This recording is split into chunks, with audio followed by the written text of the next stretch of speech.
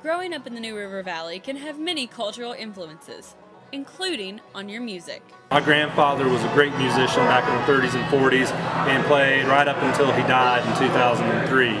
But I cut my teeth on rock and roll like everybody else my age, and then got into college and got into alternative music. But I always had a soft spot for traditional music and the kind of Western music that my grandfather played as well.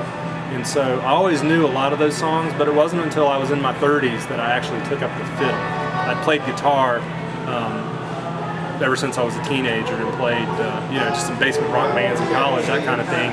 And so it wasn't until I got in my 30s that I found my true musical calling and started playing this music that's the soundtrack of the region that I'm from.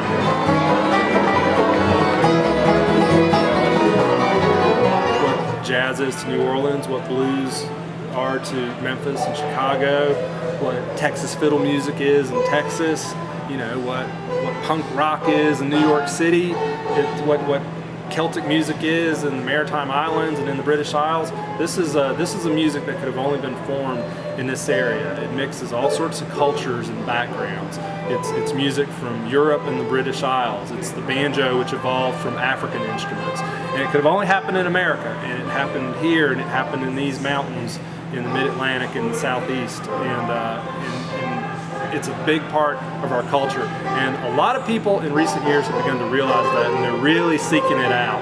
And you have people from all over coming to Southwest Virginia just to hear this kind of music, and it's really great. Fiddle and Banjo Jam is held every Monday evening at Wade's Supermarket. For the NRV Hub, Jenna Nichols, Radford.